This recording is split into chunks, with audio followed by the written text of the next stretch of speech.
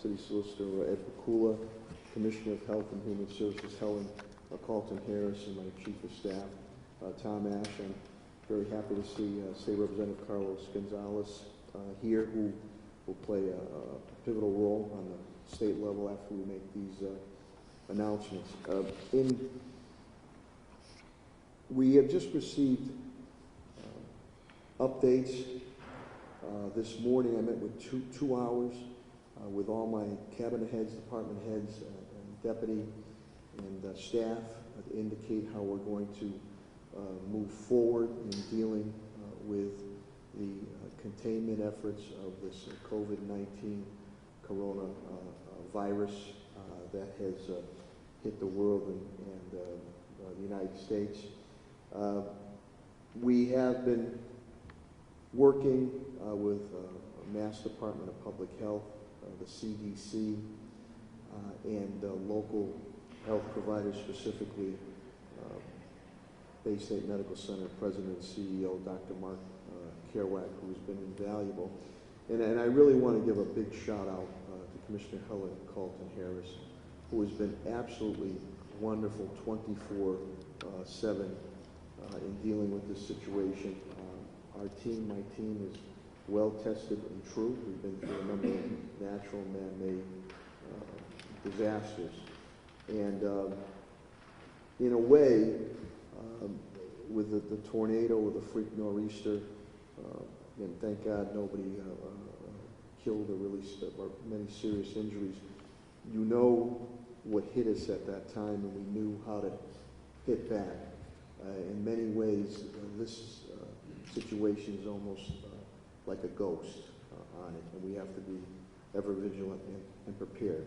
So with updated information that we have received, and Superintendent Warwick will speak about it, and also Commissioner Helen Carlton Harris, I in turn have signed the declaration of emergency, state of emergency here in the City of Springfield.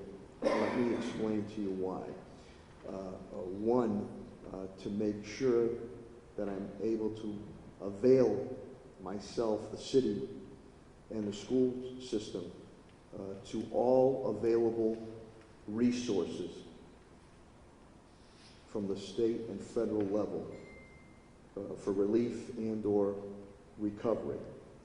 And in turn, it was a difficult decision, but in consultation with Superintendent Dan Warwick and with Commissioner Helen Carlton Harris, we have moved, and in the name of public health and safety, and to make sure that our children, our students, our staff, our teachers, and families are safe and sound, and in mitigation, structural mitigation of continued deep cleaning of our schools, we're going to temporarily cease operations of our school until, and Superintendent Warwick will speak more specifically, until March 27th.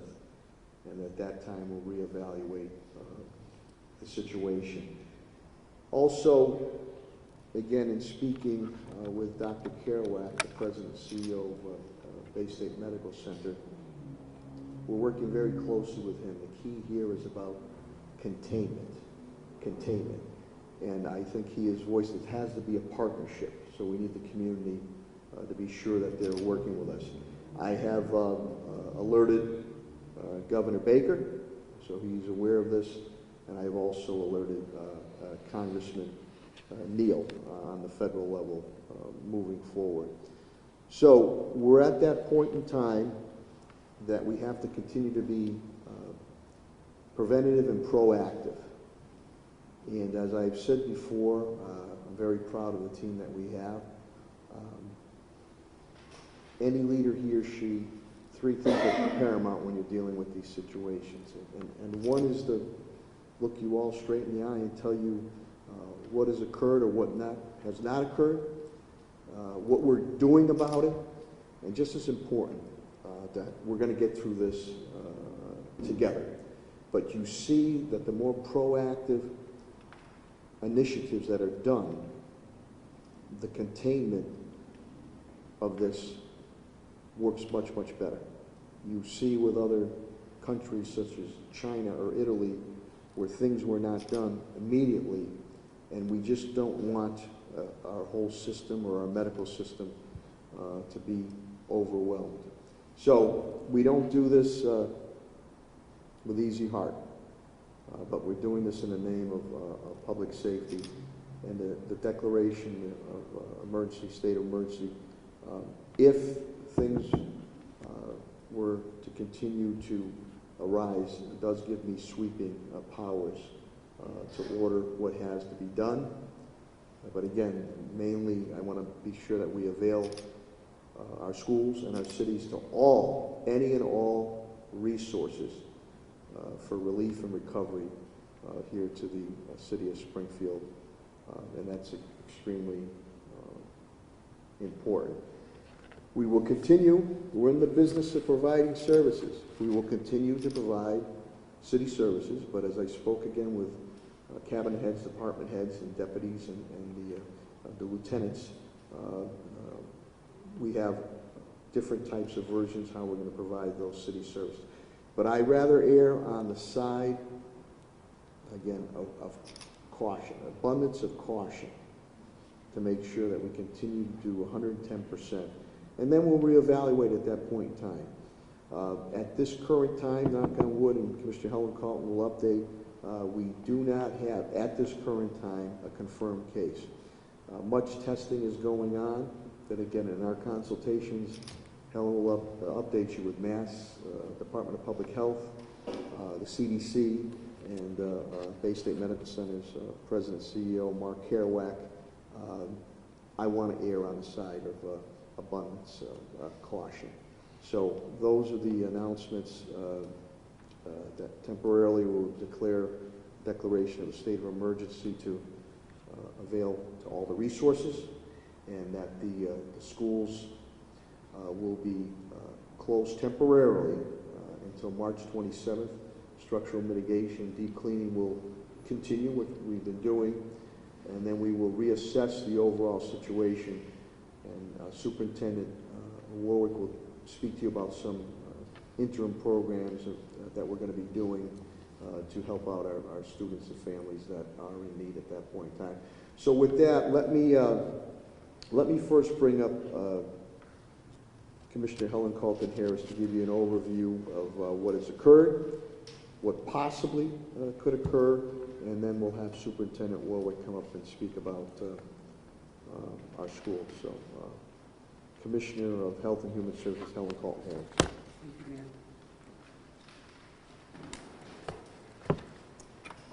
Good afternoon.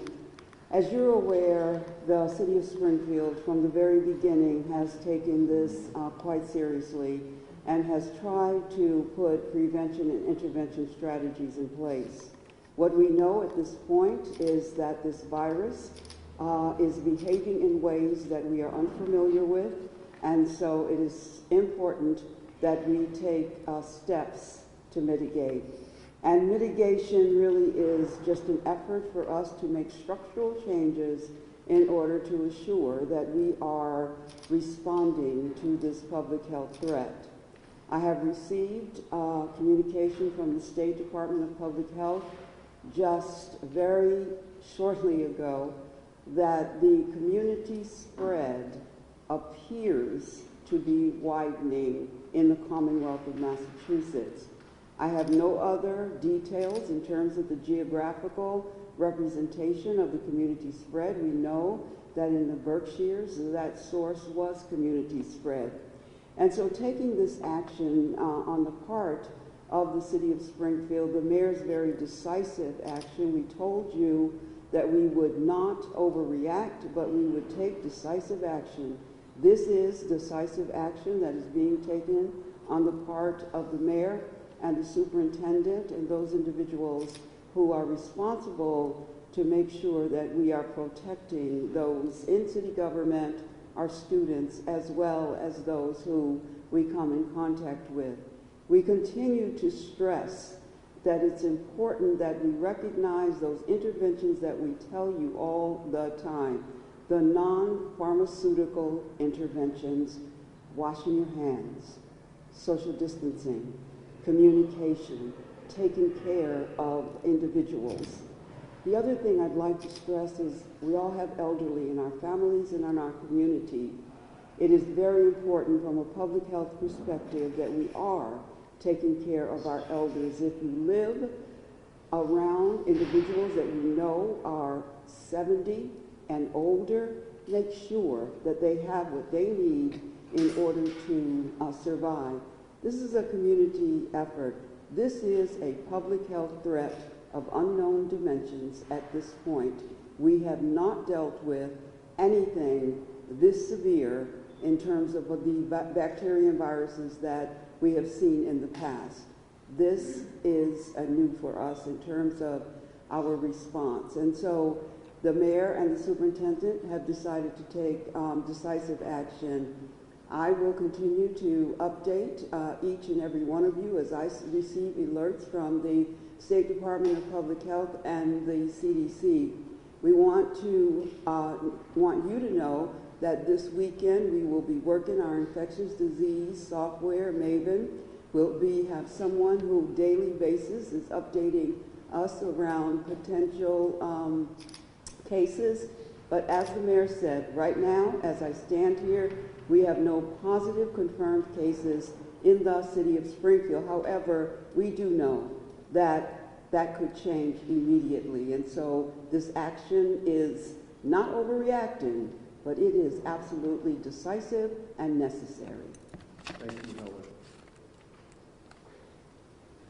Just to let you know, too, on your press release there, we have websites there that are constantly updated. It's www.springfield-ma.gov, and then we have dedicated websites on the Springfield Health and Human Services Department webpage, and also information from Springfield Public Schools website and Bay State Health and the Mass Department of Public Health. Before I bring up Superintendent Warwick, Commissioner Carlton, Harris, important point. We have had a measured response. We wanted to strike the delicate balance of making sure being proactive and preventative. But we have said from the beginning, and with the new information that we're receiving, if we had to make decisive actions and decisions, we would do it. We're at that point in time that we need to do these things. So it is a delicate balance. I don't want to alarm people at all, but the key word here and all the specialists that we speak to is containment, containment, containment. So that's why we're at the point in time that we have to pull this trigger. So we're trying to take all the precautions you have to do, many of the common sense. I understand Dr. Fauci, Anthony Fauci, who's renowned and respected on both sides of the aisle, indicates that things are speeding up now with the testing. And a lot of things we've said to you about washing your hands, doing this, that comes all from the specialists. So we don't take this move very, very lightly. So I want people to feel confident that we're going to be able to, as we've done before, deal with this, and we'll get through this together. But we had to strike this, change the balance just a little bit here moving forward. So with that, the schools play a pivotal role. So I'm going to bring up Superintendent Dan Warwick, and he'll explain a little more on the reason and some of the other things we're going to do. And we hope to get everybody back ASAP. Superintendent Dan Warwick. Thank you, Mayor. In the interest of the safety of our students, our families, and our staff, we've made the decision in consultation with the mayor and our wonderful Public Health Commissioner, Carlton, that we've got to make a decision here to close school for 2 weeks. We're going to close until the 27th and reassess the situation at that time. All the superintendents in the state have been collaborating on this, and just about every superintendent in Western Mass made the same decision we did based on all the evidence. When you hear about the community spread, it's clear we need to take decisive action to contain the virus, and that's what we're doing. It's with a heavy heart when we close schools. It's not a decision we want to make. We think of our families and their needs, and our hearts and thoughts and prayers go out to them. We're going to communicate with families and make work available for the students to complete at home. And we're also going to open up 20 of our cafeterias. I don't think people realize it, but we feed 26,000 students every day. Sometimes some of the only meals they get. So we're going to working hard with the mayor. And working with Vanpool with the support of a TJ plant. We're going to be able to deliver meals and provide meals for families so they can get through this difficult period, and again provide assignments for the students to do at home as productively as they can. This was a very difficult decision for us, but it was clearly what we needed to do to contain the spread of this virus for the safety of the community. Thank you. Yeah, I want to thank Attorney Kathy Brett, Assistant City Solicitor, for drafting up the emergency declaration. It's much appreciated. At this time, if you have any questions, we'll take those questions moving forward. We are following the edicts. I understand. I'm speaking with Governor Baker. Governor Polito called me today, matter of fact, and I was dealing with all our cabinet heads and department heads to see what any assistance that we need, and as the governor trying to strike that balance. The governor has issued some edicts, some we spoke about today, which some we already moved on prior, some we're moving on now, the 250 amount of gatherings. So through Solicitor Ed Pakula and my licensing director, Attorney Alicia Days, the permit things, Superintendent Warwick has moved on that already, not allowing, a lot of great problem, but not allowing any outsiders to come into schools for the current time with that. On some of the programs they run now, we've shut down on that. I understand, I don't know, I didn't receive any updates. I understand the President just issued some edicts also. And as I mentioned, opened up with State Representative Carlos Gonzalez, and I always call him Salsa Economics. He understands that there's an economic toll here also. So I know they're working to put a state package together to bring economic relief. We've told that to our business community. On the federal level, we'll see what they're going to put forward. But that was the major thing about the declaration of emergency, state of emergency. Besides sweeping powers, if I need them, main things, it avails a city and schools to seek access to relief and recovery resources if needed to come here. And my CAFO, TJ Plant, will be tracking all the costs, much as we did with the tornado and the freak nor'easter, because right now, what departments need, what our residents need, business community, we're going to do it. We're going to do that. And again, we work very closely with public safety departments, with Commissioner B.J. Calvi and Commissioner Clapwood also too. So that's where we're at. We don't take these decisions very lightly, but the information that we receive, we want to continue to make sure that this stays contained. Containment, that's the buzzword on it. So I'd rather we're erring on the side of caution, and we'll go from there. We'll take any questions that you might have. Captain Hook. You mentioned it's not really if, it's when coronavirus starts coming into the county and possibly the city as well. What preparations are you taking for homeless populations and the possibility of maintaining? That's something we've already been dealing with and discussing and taking action on through my Housing Director Jerry McCaffrey and Commissioner Helen Carlton Harris. We just spoke about that maybe 2 hours ago. And maybe she can, again, it's better, listen, I hope we're wrong. I hope we're wrong. But I want to make sure that if we're right, we have done everything prior and what we have to do in the future right now. So Commissioner Helen Carlton Harris can explain that, because there's a Maven system, there's a tracking system, there's a quarantine system, there's a monitoring system. That's a difficult population to deal with, so I'll bring Commissioner Helen Carlton Harris. We just spoke about that again about 2 hours ago. Commissioner Helen Carlton Harris. May I ask you to define high-risk population, because we have many populations that are high risk. Can you define high risk, please? Yes, yeah. So specifically homeless and then having to use shelters, for example, but it could also apply to those over the age of 60 as well, but just for the sake of this question, those that don't have homeless shelters. So we do have a continuity operations plan, and that has to do with our emergency dispensing sites. We do have shelter operation plans, and so there are plans in place to be able to house individuals should we need to open up shelters and other places. However, let me start by saying I spoke very early with Jerry McCafferty, and we have no concrete plans in terms of just exactly what sites we may utilize at this point. However, I also want to stress that the mayor of this city cares about every resident in this city, all of those who are here. And so we are having those conversations, the questions around who is accessing our homeless shelters,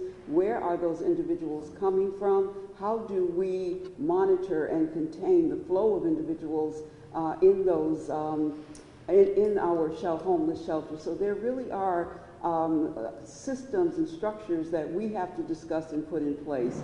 Again, this is new for us. This is a new way of behaving. Our life as we know it, in terms of our sheltering system, has been altered significantly. Can I just flag up, so you're looking at opening more shelters, but what are the shelters doing to, for example, test homeless that might be coming in? I'm sorry, did you say test? So, for example, what are you doing? What are you hoping to do in these shelters? We mentioned that it was there to combat COVID-19. That is certainly a part of the discussion, because if there is a confirmed case in a shelter, then that would mean that every individuals in that shelter could potentially be impacted. So to think about how we house individuals who at this point are unhoused and make sure that we're keeping others in that environment safe is a discussion and a strategy that we need to discuss. We are not the only city in this predicament. Across this nation, there are individuals trying to figure out how do we deal with those individuals who are homeless or might be living in tents on streets.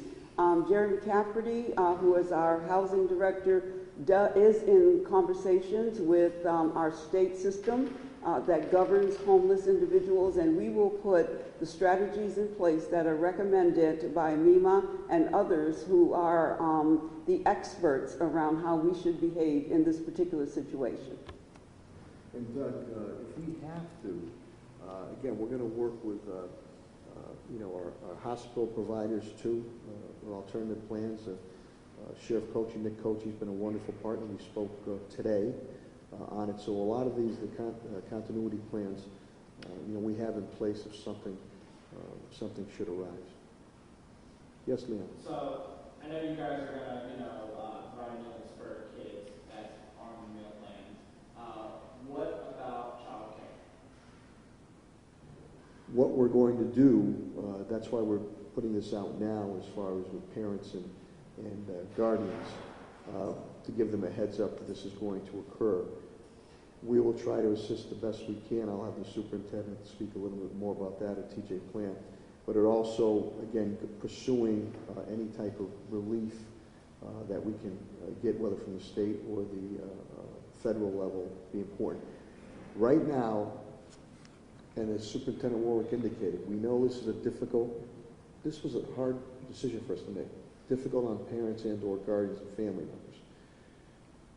But if something was to occur, and the majority of the individuals across the country will affect are mainly older and have underlying health considerations.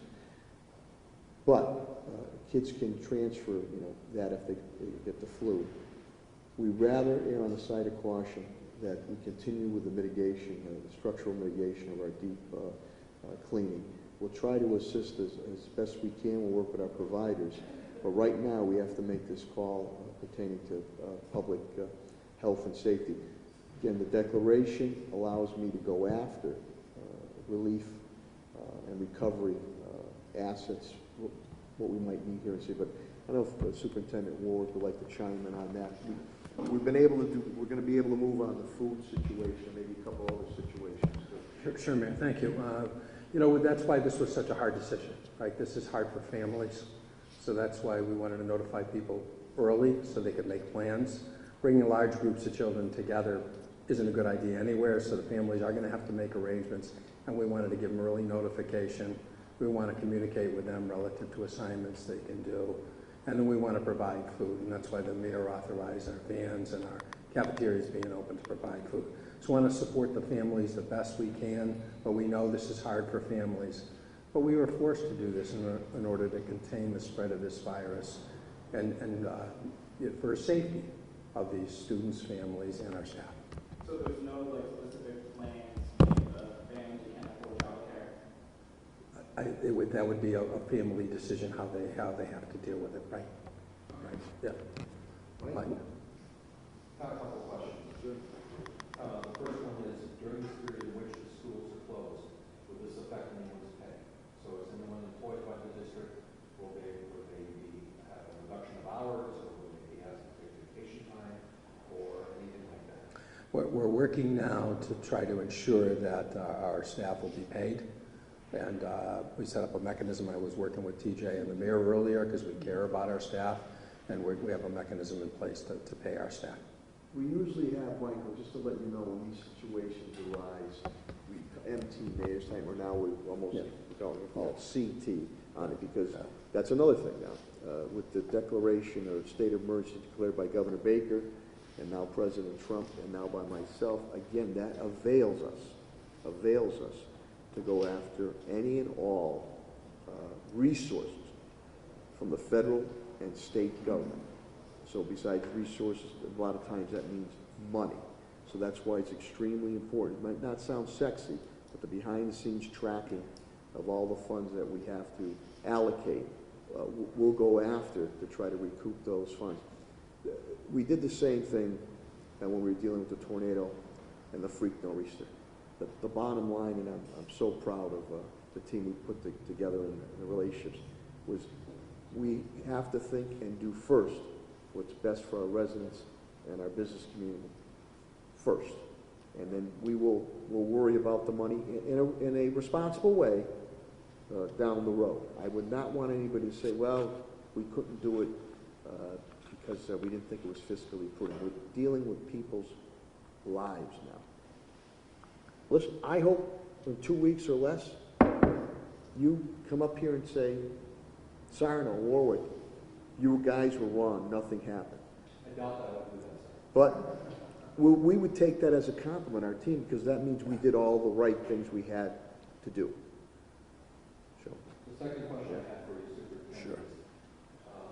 and please correct me if I'm wrong, I'm understanding that the governor has given school districts some leeway about the length of the school year, because I'm sure some people will be concerned about, we take these 2 weeks, do we have to put them in June? So can you explain a little bit about what the governor has done for districts, and maybe what you guys are thinking about? Yeah, great question, Mike. And the Commissioner of Education has thought about this and working, I'm sure, in collaboration with the governor. And they've decided that schools usually come up with a calendar. Students need to be in school 180 days for a student session. We always set our calendar around 185 days in case of snow days, emergencies. So the Commissioner has said that we will go to the 185th day. In Springfield, we happen to have used 3 snow days, so our last day will be June 19th because we're taking these days, but we don't have to make up all the days just through the 185th day because of the dire nature of this emergency. They usually don't do that for us. Thank you. That's a great question. And Yes, one sir. more follow-up, I'm sorry. What's the exact number of education provided for the entire school district? We provide over 26,000 public school kids, but then there's some charters and others that we provide meals for. So the 26,000 number was just our public schools. I'd say it's up near 30,000 total. Yeah, 29, 30. So over 30,000. We're in the vicinity of 30,000. Okay. Yeah. Yeah, and that's why it was so important to us, and I'm so grateful to the mayor and TJ that we were able to open up the cafeterias and be able to deliver food out to our families, because that was a real concern. And are the cafeterias going to be at the schools? 20 of our schools. So we have a school in every neighborhood. Okay. Yeah.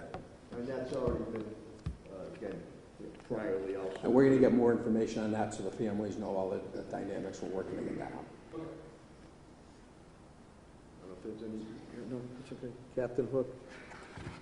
You know why I say that? I'm curious. Okay, well, you like this because you're a movie aficionado, Mike. We need a little levity. It's Friday the 13th. His dad was a captain. Doug Hook and Captain Hook. How many times you heard that? What movie's that out of, Michael? Okay, very good. You win the door prize. You need a little levity here. Yes, Doug. So, excuse me, you mentioned a couple of times Yeah. that this state of emergency would give you sweeping powers.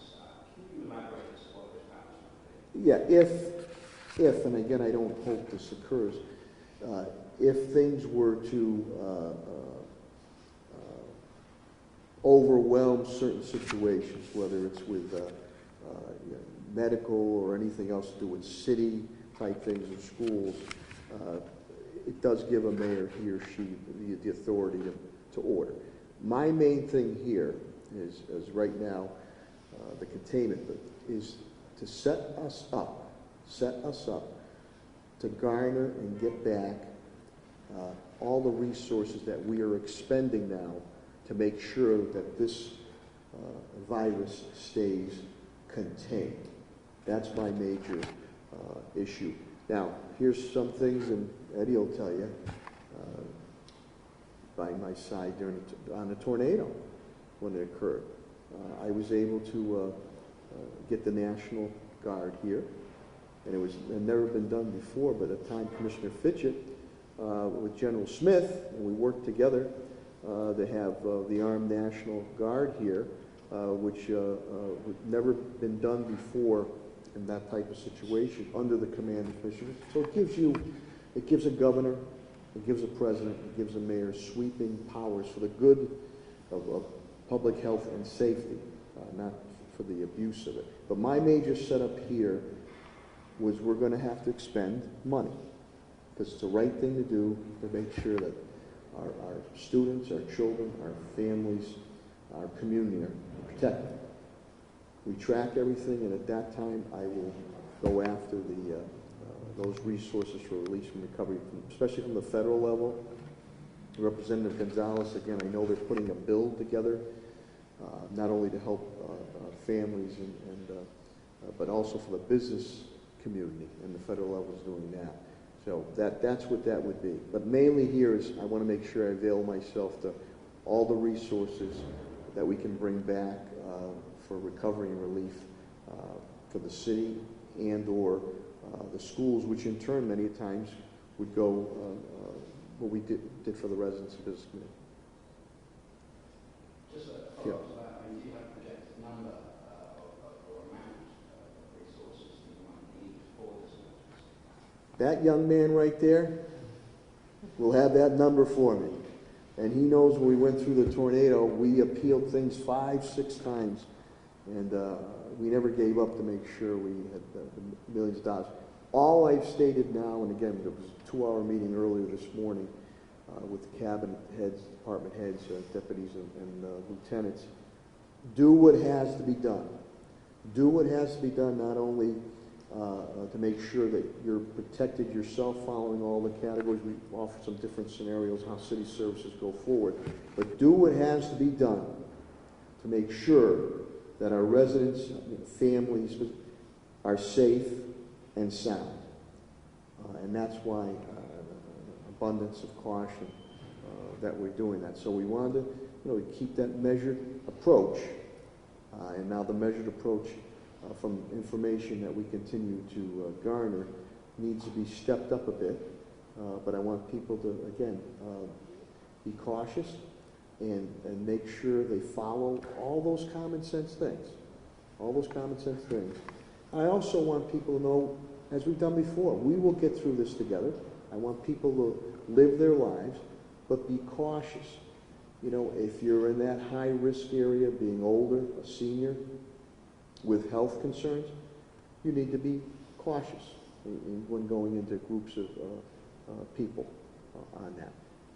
I can't stress it enough about washing your hands. I'm Italian American. We love the hug, kiss, shake hands, I have to get much better on that. So be cautious about the interaction. And these little things will mean a lot. Dr. Kerouac and Commissioner Carlton Harrison, Superintendent, stressed this has to be a community partnership, And you see what has occurred in my homeland of Italy. They become overwhelmed there on the healthcare system. So all these things we're doing here is on containment.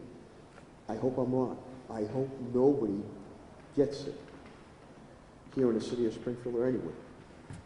But, we have to deal with the distinct possibility that this is going to occur, and at that point in time it is tracked and followed up with through Helen Carlton Harrison, Mass Department of Public Health, the CDC, and then we go from there. I'm hoping if things turn around quicker, maybe we're able to look at the schools coming back quicker. Another question about You thought Mike was going to ask me a question, huh? yeah, just looking around making Yeah. sure. I'm sending quotes to my minions. Your many, many minions. In fiscal year, so I was up, and when Governor Baker was giving his speech about the 5,000 more people being able to get tested, are you seeing an increase in people being tested in the Springfield area? We had Dr. Fauci had indicated that the testing now is, he admitted, he said himself it was woefully, I don't say neglected, but not to the standard where it should have been. That pace is being picked up very greatly. I'm going to have Ellen speak of it because a lot of times this has to go through the CDC, which means there's a delayed, I don't say reaction, but a delayed response of when those tests come out. So I believe in Massachusetts, there was, now I believe that more, was availability of 2,000 tests. I know in South Korea, they were testing 10,000 people a day. 10,000 people a day. And on that. And we should, who am I to say? I'm far from perfect too, but now the testing is being picked up, which could elevate that now from a non-confirmed case can now become confirmed cases. But I'm going to let Helen speak on that because that could shed some light on why we're making these moves. Commissioner Holcomb. So in the city of Springfield, we do not have definitive numbers around the number of individuals that have been tested. We have been in touch, as the mayor indicated, with Dr. Kerouac at Bay State Medical Center, and he has given us some data. However, we do not have a number that I can tell you around the number of tests that have been administered. One of the phrases that you're going to hear is flattening the curve.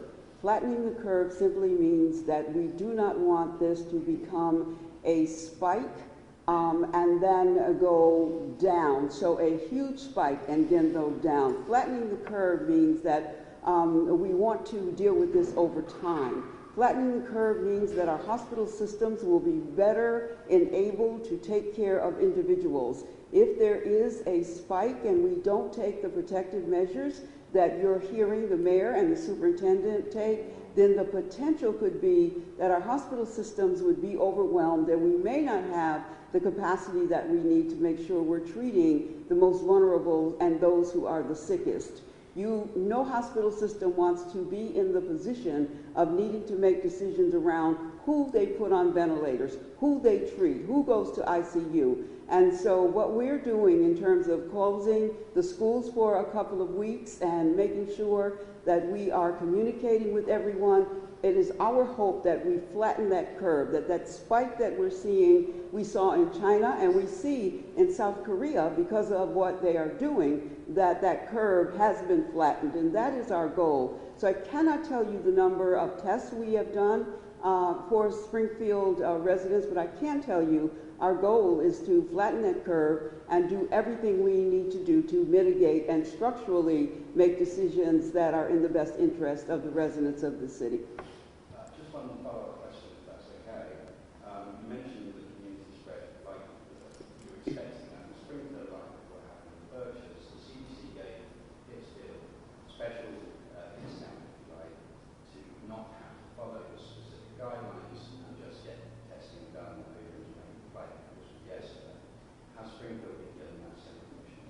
The State Department of Public Health is the communication entity that we work with the most closely, and we have not been giving the permission to suspend and do testing. Now, that does not mean that our hospital systems have not been given that permission, and that I cannot affirmatively say. But to my knowledge, the State Department of Public Health and CDC has not given us permission at this point. See why I call her the elegant and eloquent one. But you could rest assured that the hospital systems, that they're, the testing is going on. So you see that you start now. They're indicating, South Korea, and there was another country that had handled this well. That the curve is down, and in places such as China and Italy, where it might be plateauing now, they faced, especially the medical system's been overwhelmed. So taking all this information, not only locally, state and our country, but the world, we have pieced together that we had to make this decisive move. And again, I hope we come back here and you could say, Mayor, you're full, and I was wrong. That's great. And that would actually be a compliment to us, saying that everybody's okay.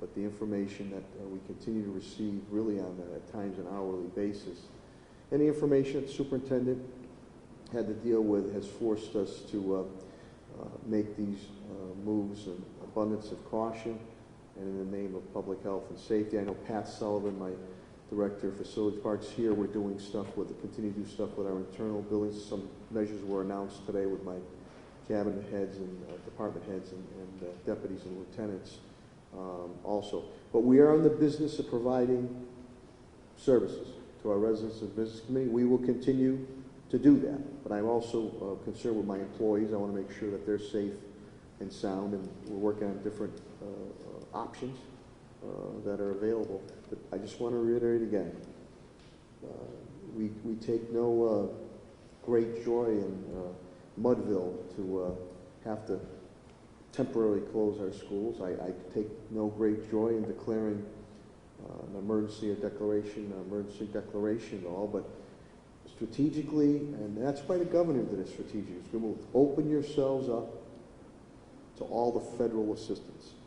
And in turn, my move was to make sure I opened myself up for all the assets, resources that could help the city of Springfield in relief and recovery.